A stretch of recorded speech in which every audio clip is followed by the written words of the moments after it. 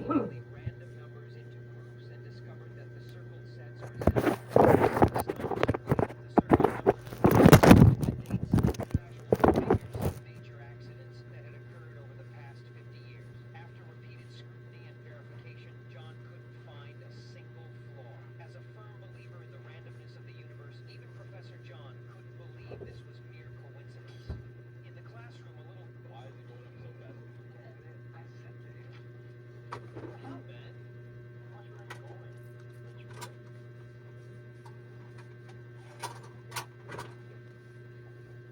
Dad, we need to buy a bank. Hey, loser, get up. You're fired. My dad just wants the bank. Wait. What are you talking about? I'm the star of the show. You're messing with the wrong guy, pal. Hey. Camera. Hi, I'm Jeremy J. Tobey, the new star of TBS Artworks, only on TBS Indonesia. That guy sucks. Yeah, man, I said to him. He accidentally discovered a secret in the wedding photo. His wife's two fingers were oddly stacked on top of each other, and the gesture seemed to plead for forgiveness from God. This meant their marriage wasn't real. The next day, Truman didn't directly confront her, but instead he intentionally went to his wife, hoping to test what she was hiding after all these years together. However, his wife seemed to know exactly what he was up to, and quickly made up an excuse about an important surgery she had to perform. She wasn't usually busy, but today she acted completely out of character, which made Truman even more sure of his suspicions. So just before she left, he casually mentioned something. His wife froze, took a look at him, quickly readjusting her demeanor, forcing a textbook fake smile, and rushed off to work. To get to the bottom of it, he secretly followed her to the hospital. Suddenly, a nurse blocked him, refusing to let him in. Truman pretended to leave, but then quickly turned around to follow the nurse. A group of patients in wheelchairs crowded toward him, but Truman dodged easily through a fork in the hallway. However, in the corridor, he ran into a nurse pushing a cart who blocked his way, swaying back and forth. After dealing with all the obstacles, he finally made it to the operating room, but what awaited him was a poorly staged act. Just as the surgeon was about to begin, the patient, who should have been unconscious, suddenly sat up. Truman saw this unusual sight. Clearly, his wife's doctor identity was fake, but Truman never imagined how deep the deception went. It wasn't just his wife who was fake. He realized that everything around him seemed to be repeating itself. To test his theory, he started doing strange things. He was walking, but suddenly stopped to tie his shoe. He sat down and carefully observed the world around him, finally confirming that everything and everyone was repeating the same actions. Truman tried to find a flaw in the pattern and spotted a strange person in the crowd. The person wearing a hat was spying on him, but when Truman noticed, the person quickly left, trying to chase after him. The bus suddenly screeched to a halt in front of him. At that moment, he remembered next, a green sedan would pass by from behind. He confidently turned around to stop it. From this moment on, Truman became even more certain of his suspicions. He deliberately started running forward, then made a sudden turn and barged into a company he had never been to. The people there clearly hadn't reacted, still going through their daily routine. These people had never seen Truman, but they panicked when they saw him. When the elevator opened, he realized it wasn't an elevator at all. It looked more like the backstage of a TV show. Security guards, citing construction work, kicked him out, but this excuse alone convinced him that the morning of unusual experiences which were beyond what he had seen was just a tip of the iceberg to reality. It turns out that Peter Schell's several parts on the map of the United States, which means this territory is claimed land, has sparked a genius idea for Peter Schell to create his own country called Petunia, seeking recognition for his territory. So unambiguous about this small country said he demanded to be seated in the front row next to the truly significant dictators. However, everyone just laughed and didn't take him seriously. After being done, the communist wanted to sit next to Peter's tiny, insignificant nation, and in a strange manner, the Southern businessman shared how his country wasn't taken seriously either until he invaded and occupied Kuwait. After that bold move, they moved him to the third row. Inspired by this, Peter invades Joe's backyard and loudly declares it as new territory belonging to Victorian. After this, one of the patients added to the government report, Peter sneered and so called Peter started running to Peter's side,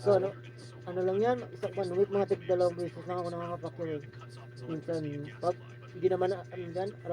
Declaring his independence to the U.S., he invites his allies over for a barbecue party, and in an amazing time, Peter soon finds common ground with the visitors. However, the rest of the family grows tired of his chaotic lifestyle and emigrates for Victoria, leaving Peter alone to grind. Eventually, the U.S. politely requests peaceful negotiations. Peter agrees to return to his old life, but the unbelievable truth that Lois scratches his belly. It turns out that Peter's now faced the possibility, you know, that sometimes when you think it's gold, it's actually something else. It could be Bengal red gold, a metal that looks almost identical to real gold. This material is so soft, it can be easily bent or molded with your hands, just like gold. But here's the kicker: many people don't realize that it's completely different from actual gold. I tested this out myself. I used a magnet, and it didn't react at all. It sank straight to the bottom of the water. When I cut it open with a saw, the inside looked exactly the same as the outside. No difference at all. Then I placed it in a high-temperature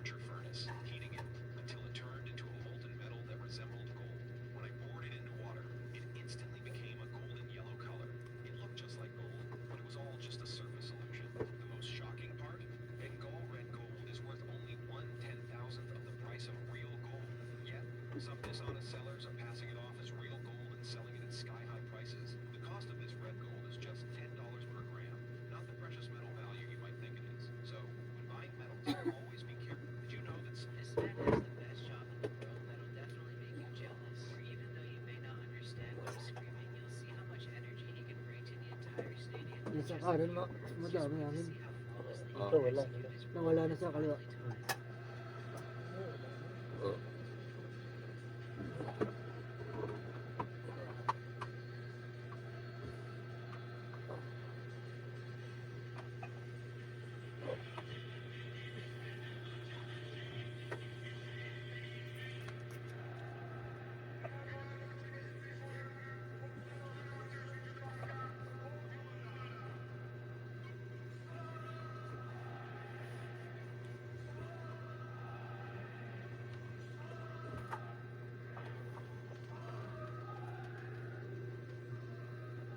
To pay for his eye treatment, the blind man spent all his savings on a lottery ticket, and to his surprise, he won the grand prize of $5 million.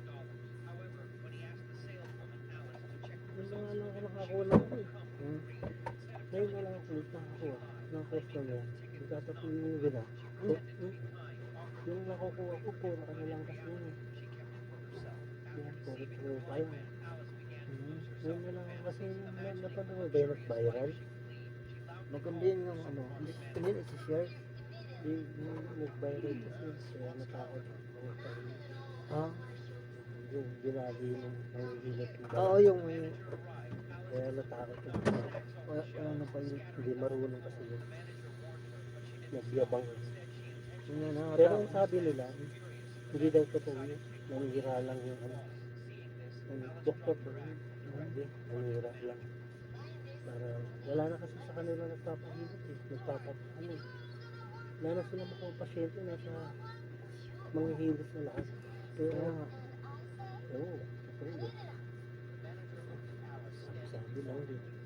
ang dami naman nagkaganyan yung ano, lalo sa ibang bansa. Oo, Hinihila nga yung ano no, yung ulo. oo, ilang na sa ulo mo yan eh. Yan yan nakita yung ano na yung balikat nun parang balik. Mali, mali yan. Parang ano wala nang buto yung nahihila na ng balat na balik pa. Kita ko natin yan. Siguro na balik. Mali lang. Magaling yung mga hilot na balik.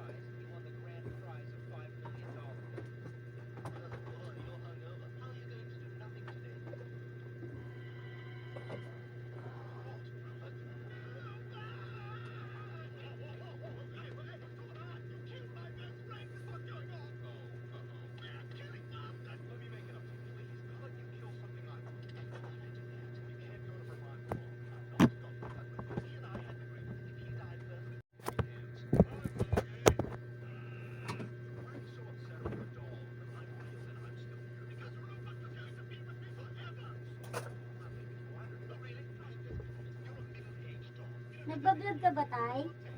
Minsan nagbablog, minsan hindi. Kasi yung pangalan mo kasi vlog. Minsan nagbablog ako. Minsan, Vlogger ka? hindi naman. Simula pa lang ako. Ah, Eh, may Gcash ka naman, Tay.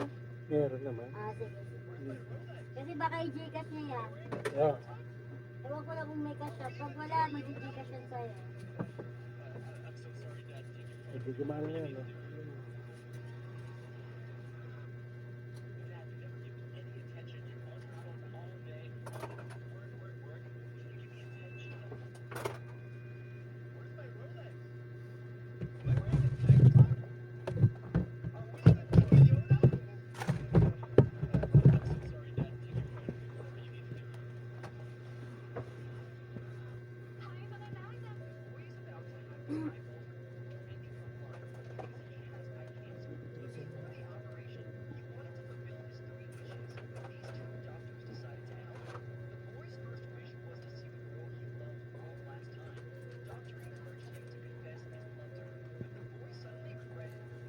Buti, active na rin, no? Meron na rin ganyan sa Facebook. Dati, Kasi alam ko sa mall yan, eh. Oo. Minsan nga, dati nung bata-bata pa ako, napunta pa nga ako ng mga ng mga apartel. Meron yan eh. Sa mga hotel, di ba? Oo. Meron yan mga massage eh. Nahilig ako sa ganyan eh, nag-hot muna, nag-hot bath yung onsen ba. Tapos Yeah, diretso massage. Ewan ko may hotbat ka. Sa Manila, eh, hindi na ako makarating doon, bahay na lang ako eh. Butin, tinignan ko lang sa Facebook. Try ko nga mag-research, kilo. Eh, nakita ko una yung sa inyo eh. Ang dami nakapost na page. Pero yung inyo yung una ko nakita. Tapos, sabi kung ano daw yung masasabi, gano'n. Yun lang. Nag-try ako mag-post. Oo. Eh, ang tagal, need pa ng confirmation, di ba po naka-D? Oo, ako nag-confirm yun eh. Ayun. Naghihintay ako ng reply kasi ito, bukas po may pasok na yan eh. Eh, nung Pasko pa yung nagpapahilot sa akin, sabi ko sa niya, Pasko, sasama pakiramdam ko. Siyempre, yung lamig niya papasok sa akin. Oo. Gusto mo, Pasko, nanlalambot ako dyan sa sulok. Sabi niya, kuha na lang tayong tagahilot mo, bayaran mo na lang. At least professional, ako pindot-pindot lang gagawin mo sa'yo. Ayun. Tapos umuko naman siya. Dati, ang dali-dali lang makahanap ng ganyan. Pupunta ka lang sa mall, no? Oo. Meron sila talagang pwesto eh. Eh sabi ni mama, dun daw po sa upuan, uupo ka lang. Ayoko naman ng ganun. Okay. Meron daw niyan doon sa siguro sa mga matatanda pwede yun. Pero sa ganyang edad na nagtatrabaho, siyempre talagang hard massage hanap yan.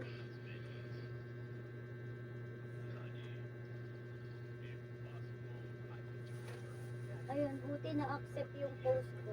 Tapos naghintay ako ng reply. Ayun.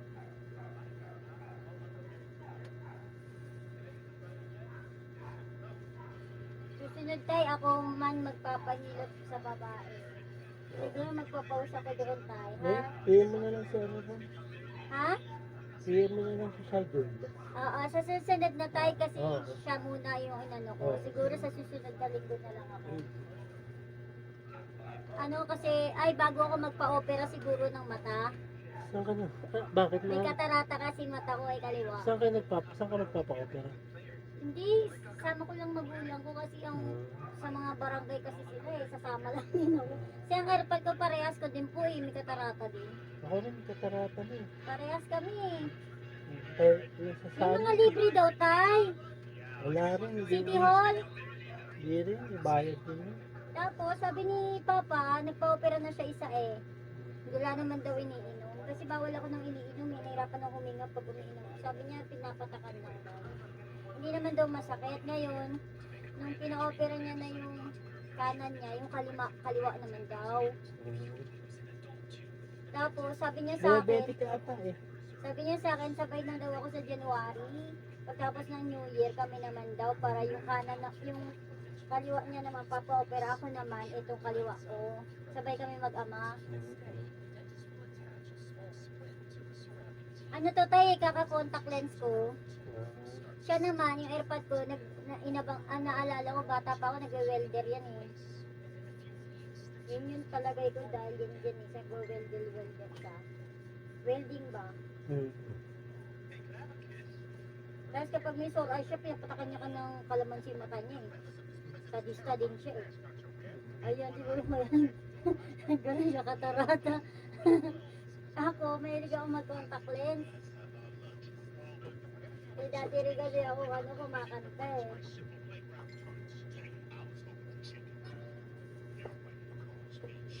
Ayun din, kaya ako nagkaroon ng katarata. Ikaw tayo, ba't ka nagkakatarata? Diabetic ako. Ha? Diabetic ako. Gulag ka na. Di pa naman, malabo lang. Ako kasi tayo, gulag na ako sa kaliwa. Mm. Tapos ito namang kanan ko, kalahati na lang. Ayoko talaga Parang magpa-opera. blurred lang. Sabi ng mama ko, alam mong bulag ka ng dalawang mata dyan. Eh kasi nauurat ako sa acid reflux ko pag may pinapasok ako sa tiyan ko na gamot na aapektuhan ako, mahirapan ako huminga. Eh sabi, ang opera naman daw, wala man daw iniinom gamot. Ewan ko lang Sabi na, what ko ligo. Kaya yun, sasama ako magpa-opera. Pupunta daw po kami City Hall. Tapos lalakarin yung green card. Pagkalakad ng green card, magre-request po kami ng ano, yan nga sa mga, yung ibang libre na ano, at least mabawasan. Yung bayarin, tapos, ano, 3,000 daw, tabi lang, para daw sa iba pang expenses. Kaya dalawa kami mag-ama sa January, papa-opera.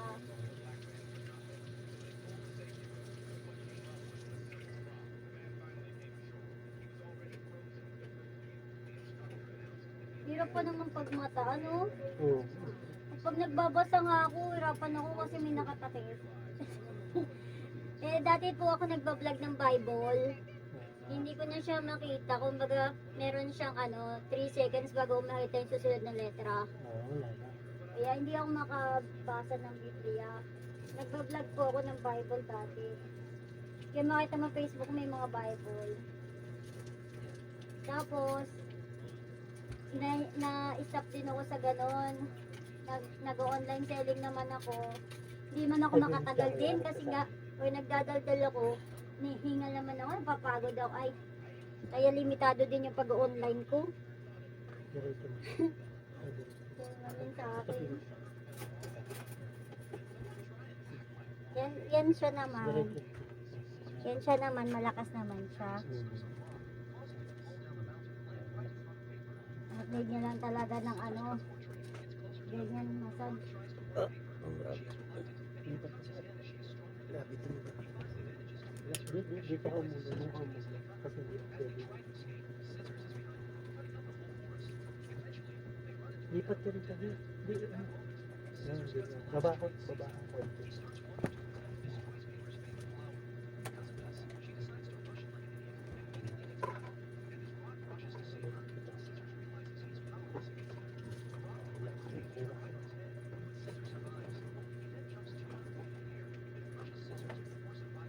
Dapa ulit. Dapa ko. Pwede ka muna. May lahi kayo tayo na High blood. dahil sa high blood yun? Hindi, kami halayin namin high blood. Bago lang kasi yung... Ganyan din si Papa May high blood kaya inano muna yung baking niya. Sabi siya inoperahan. Dumaan na. Dumaan na yung balik mo. Tingnan na.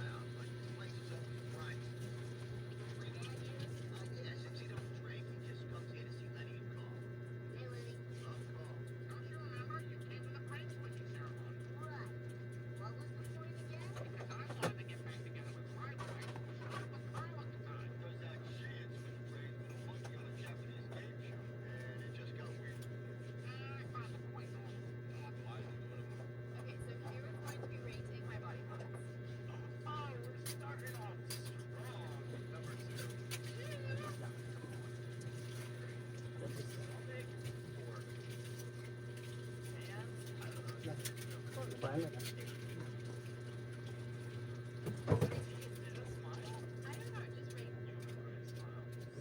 Pangalaman ba?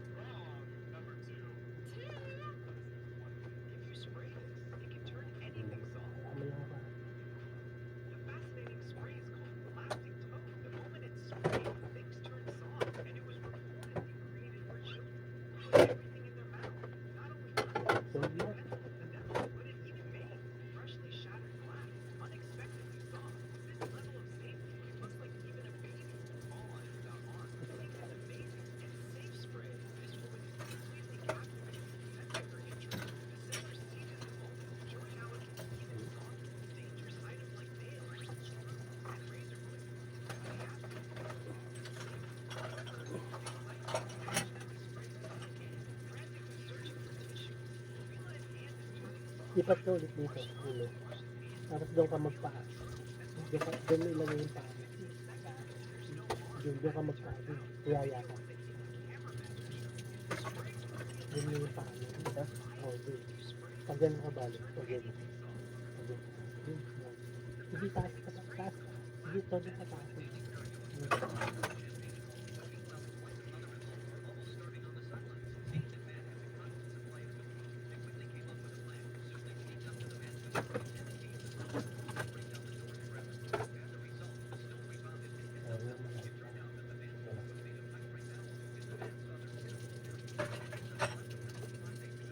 Yung malalim.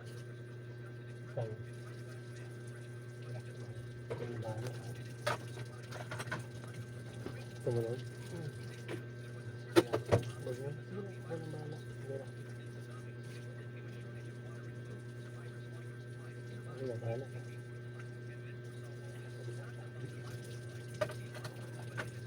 Upo ka. Upo ka lang mo. Doon ka lang marap.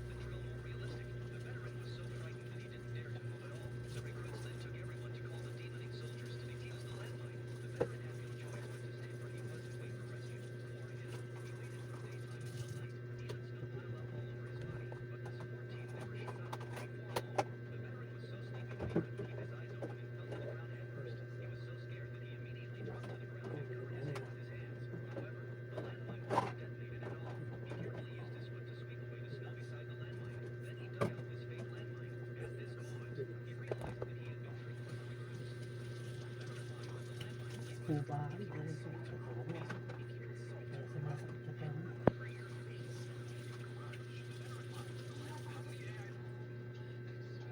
Tama. Walang sa bako.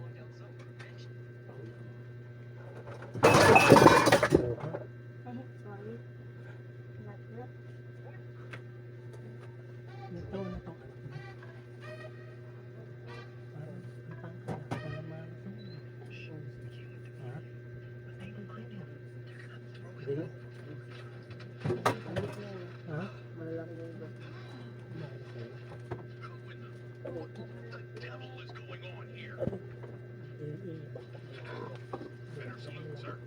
Someone's got a lot of explaining to do. Who smuggled this dog aboard? He followed me on the train, sir. He was quite determined. But I swear I did not carry him on board, sir. He sort of became the regiment's unofficial mascot.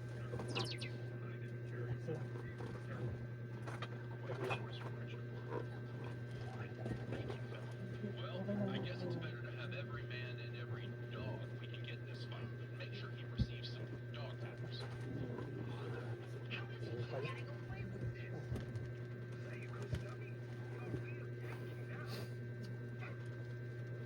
Oh, Ito ba yun?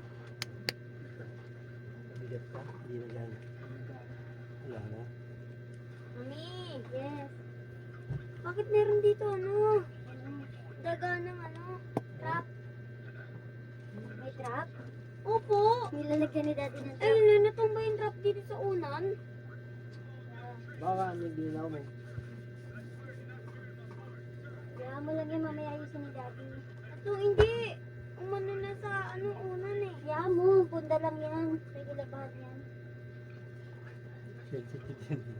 I guess it's better to have every man and every dog.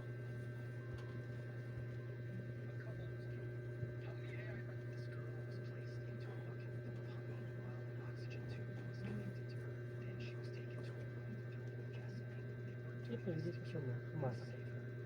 Hindi yan sumasakit. Ito, may tulog mo. Ha? Yung ba't ang tagal natin tumusulog minsan. Pero hindi naman masakit. Puso. Ang kampan.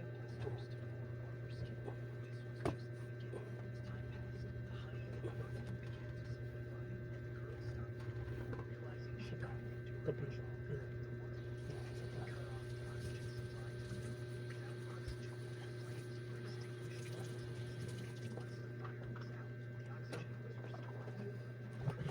Usok ka din. Usok ka malalagay dyan.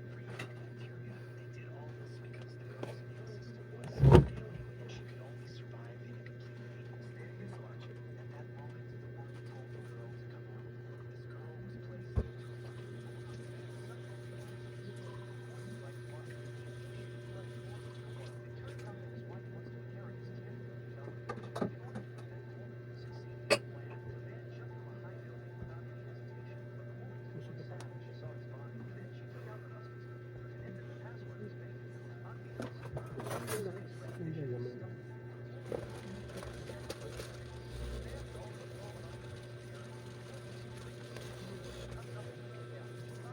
Ito ba yun?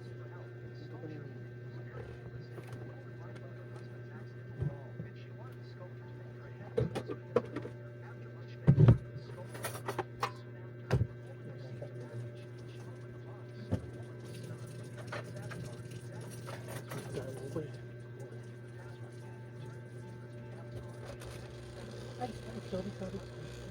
Ano na? Pinakapay ko ito pag ano, sabi. Punta to the moon. Ano ba yung nakita mo?